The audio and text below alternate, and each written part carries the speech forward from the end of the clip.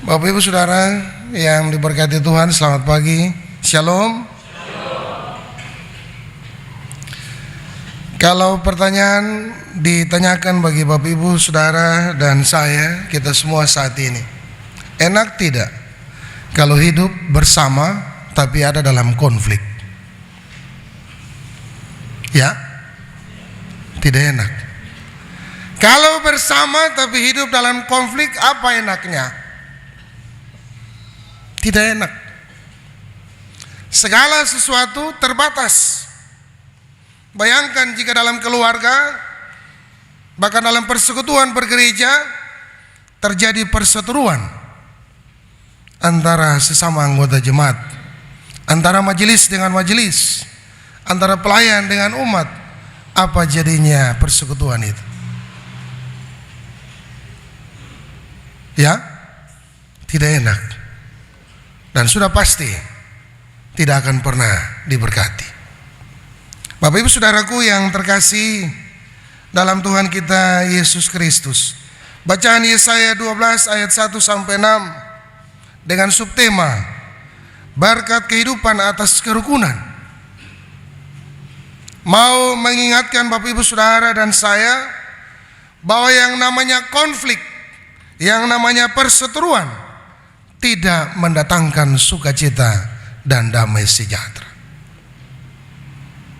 Padahal kita tahu kalau hidup dalam kerukunan itu membuat hidup yang bergairah, hidup yang bersemangat, hidup yang penuh dengan tawa, hidup yang penuh dengan sukacita, akan mengantar setiap orang saudara dan saya untuk melihat perbuatan-perbuatan Tuhan yang luar biasa. Bapak Ibu Saudaraku yang terkasih, kehidupan manusia itu ibarat ada di tengah lautan. Kadang mengalami pasang dan surut, kadang teduh, tapi kadang juga bergelombang. Ada kalanya manusia mengalami sukacita, tapi ada kalanya juga manusia mengalami yang namanya duka cita. Sebenarnya apapun keadaan, di tengah situasi apapun saudara dan saya, bacaan firman Tuhan ini mau mengajak kita untuk tetap bersyukur. Bapak dan Ibu Saudaraku yang terkasih dalam Tuhan Yesus, kalau kita baca Yesaya 12 ayat 1 sampai dengan ayat yang ke-6, kenapa Musa mengajak orang Israel untuk bersyukur? Bacaan ini tidak bisa kita lepas pisahkan dengan ayat pasal yang sebelumnya, yaitu pasal 11. Bahkan tidak bisa dilepas pisahkan dengan bacaan-bacaan sebelumnya.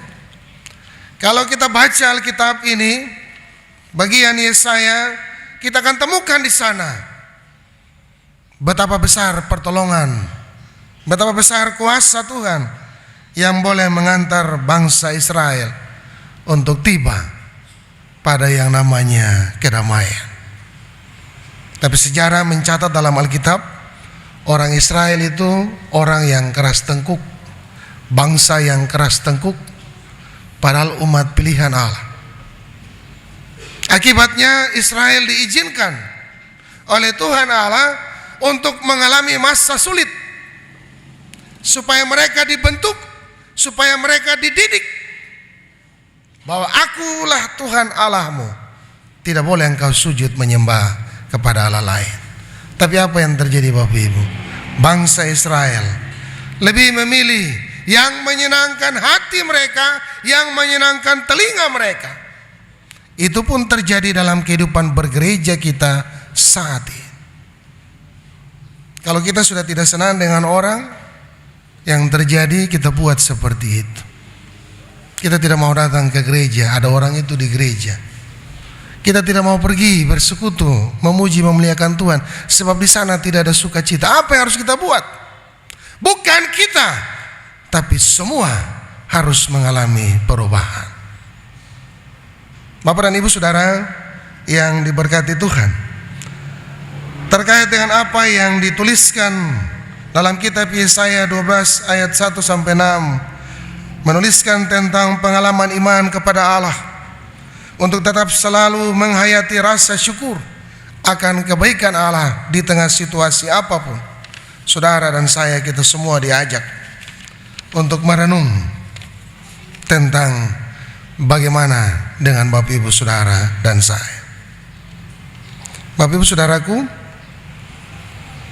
bacaan kita tadi, ayat yang kedua saya ambil sebagai introitus atau nats pembimbing kita. Ini merupakan sebuah pernyataan iman yang lahir dari pengalaman beriman seorang nabi, seorang abdi Allah yang mestinya menjadi bagian dari kehidupan Bapak Ibu Saudara dan saya. Apapun persoalannya, apapun situasinya, bagian ini harus menjadi ikrar kita, sumpah kita, janji kita, pernyataan iman kita bahwa Allah itu adalah kekuatan bagi saudara dan saya. Bapak Ibu Saudara yang terkasih dalam Tuhan Yesus, ketika Tuhan menyatakan kuasa-Nya membebaskan setiap orang dalam persoalan, pasti kita naikkan ucapan syukur. Terima kasih karena kita sudah boleh lewat dari masalah. Ketika ada orang yang membantu kita pun, kita akan berkata demikian, terima kasih sudah bantu saya. Tapi kadang Bapak Ibu Saudara, yang terjadi dalam kehidupan kita, saya nonton Mary Riana punya ilustrasi khotbah itu, ada satu gelas dan dua kacang, satu pakai kulit, satu tidak pakai kulit. Dalam ilustrasi itu Bapak Ibu digambarkan, Mary Riana bilang kalau sudah lepas kulit berarti dia semakin, kalau kacang dengan kulit berat tidak? Berat. Tapi kalau kacang tanpa kulit ringan. Iya toh? Karena kacang ditambah kulit berarti berat. Matematikanya kan begitu. Tapi kalau kacang sendiri berarti dia ringan. Lalu dibuatlah ilustrasi ketika kacang tanpa kulit itu dimasukkan ke dalam gelas yang berisi air, kira-kira kacang itu bagaimana? Bapak Ibu, kalau gelas yang isi air, terus kacang yang kita sudah kupas ini kita kasih masuk di dalam air, kira-kira kacang itu bagaimana?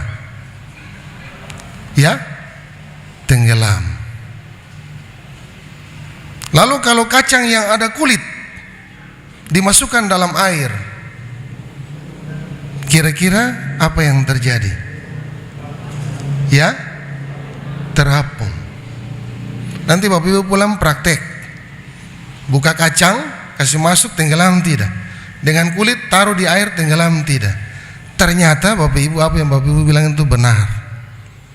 Kacang yang tidak pakai kulit dia tenggelam, tapi kacang yang ada kulit tidak tenggelam. Apa artinya? Mary Riana mau berbagi bagi Bapak Ibu Saudara dan saya. Kadang kita lupa, seperti kacang yang lupa kulit. Kita menjadi orang yang tinggi hati, orang yang sombong, yang tidak memandang orang lain sebab kita punya kedudukan, lalu kita tenggelam dalam air itu.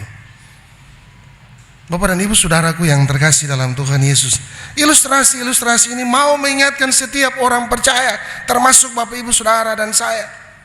Kita dipersiapkan dengan bahan-bahan khotbah ini untuk menanti atau menghadapi resesi global nanti, krisis ekonomi global yang akan terjadi di tahun 2023. Saudara dan saya diantar untuk tetap bersyukur apapun keadaan kita. Meskipun ada badai, Tuhan ada bersama dengan kita. Meskipun ada masalah, Tuhan ada bersama dengan kita. Jadi kalau datang ke gereja bukan cari orang, tapi cari Tuhan. Lalu kira-kira Tuhan ada di mana? Tuhan itu adalah sesama kita di sekeliling kita. Bukti dari kita mengasihi Allah yang tidak kita lihat adalah ketika saudara dan saya mampu mengasihi sesama kita tanpa memandang siapa dia. Kita bukan kacang yang lupa kulit.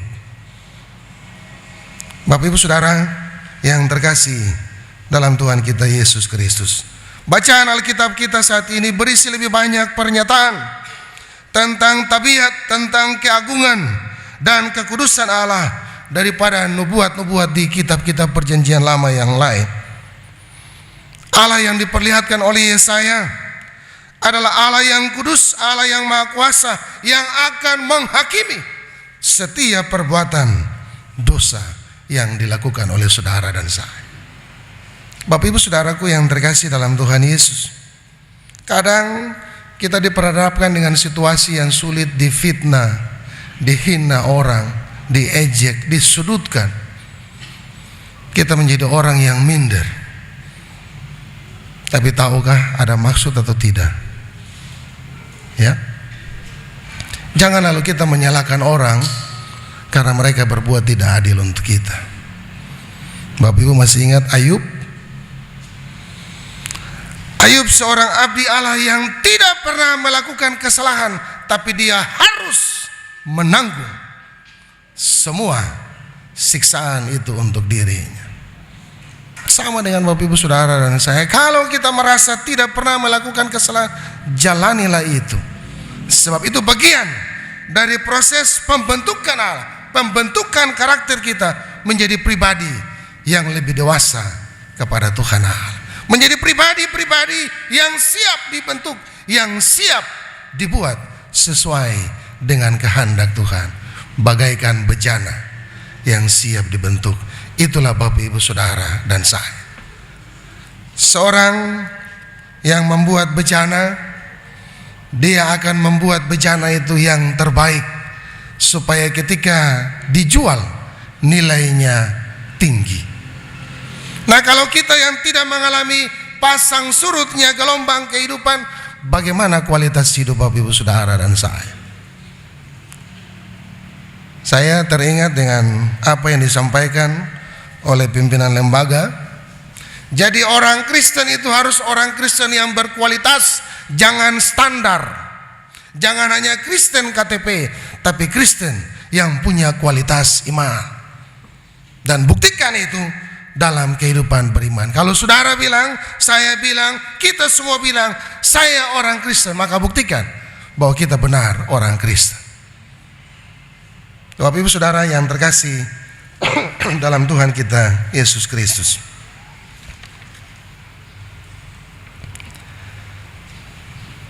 sukacita yang dialami oleh bangsa Israel harus diungkapkan melalui puji-pujian. Bagaimana dengan kehidupan Bapak Ibu Saudara dan saya? Kita menaikkan segala pujian ketika kita lewat dari sebuah persoalan. Pasti orang Kristen akan menaikkan segala puji syukur. Tapi pertanyaannya, apa dasar Bapak Ibu Saudara kita semua melakukan syukur itu? Apakah itu wajib?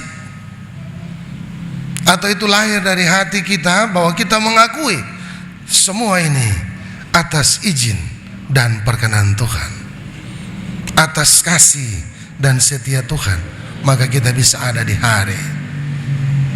Bapak dan Ibu Saudaraku yang terkasih dalam Tuhan kita Yesus Kristus, saya kutip Basuki Cahaya Purnama yang bilang Ahok itu. Dia punya pesan-pesan ketika baca bagian firman Tuhan Yesaya 12 ayat 1 sampai 6. Tuhan mengizinkan segala sesuatu terjadi dalam hidup saudara dan saya hanya satu tujuan, untuk mendidik supaya kita tetap dengar. Terkadang Tuhan juga mengizinkan kita atau memakai hidup kita untuk mendidik orang lain. Iya toh? Terkadang Tuhan pakai hidup kita untuk mendidik orang lain walaupun kita sendiri juga tidak sadar, tidak tahu bahwa Tuhan sementara pakai kita. Contoh seperti yang tadi saya bilang, Ayub. Dia tidak pernah melakukan kesalahan, tapi dia harus menerima semua siksaan. Bahkan teman-teman terdekatnya juga datang menyudutkan dia. Sampai istri pendamping hidupnya juga berbalik menantang dia. Tapi Ayub tidak pernah goyah. Ayub diberkati Tuhan. Bagaimana dengan Bapak Ibu Saudara dan saya? Talingan tipis mau dengar maitua bicara kah? Talingan tipis mau dengar tetangga bicara kah? Atau mau dengar suara Tuhan? Ya? Orang salin begini, kita sambung di sini begini, jadilah perkara. Mari kita belajar dari Ayub yang mendengar tapi menyimak lalu melakukan segala sesuatu berdasarkan suara Tuhan, bukan suara di sekitar kita. Orang tua bilang 1-2 orang berkumpul itu tak apa-apa kalau yang ketiga itu iblis. Iya toh? Suara-suara luar itu yang menghancurkan kehidupan kita itu iblis, yang kita kenal dengan Satan.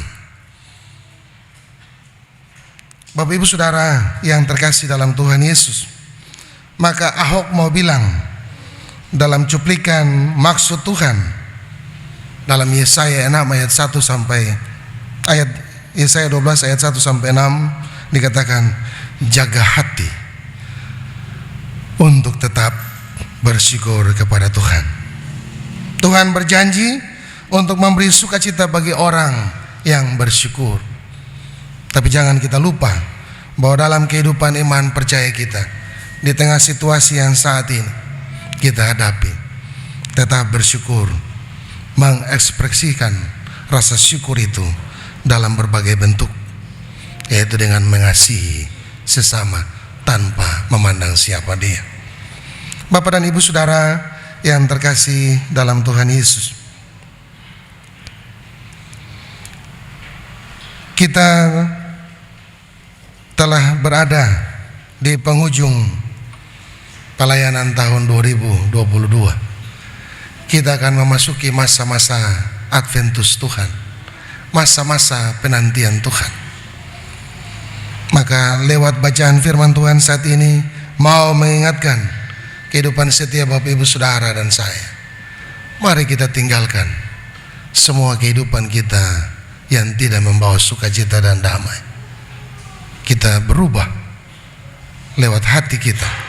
Kita tunjukkan kepada Tuhan dan sesama bahwa benar saudara dan saya adalah saksi Kristus yang menampakkan itu dalam perbuatan setiap kita.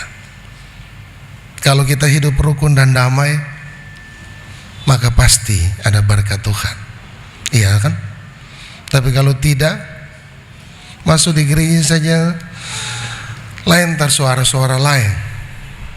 Iya toh Bapak Ibu? Betul kan tidak? Masuk macam kalau kapal kayu itu dia lewat bunyi tang tang tang tang tang. Tapi kalau batang kayu itu lurus. Ketong batang kayu kan ketong manusia. Saya mau katakan bagi kehidupan Bapak Ibu Saudara dan saya, berkat Tuhan tergantung pada kita. Pilihan Tuhan berikan bagi kita, kehendak bebas Tuhan kasih. Mana yang kita pilih, berkat atau kutuk? Tuhan berkati kita dengan firman.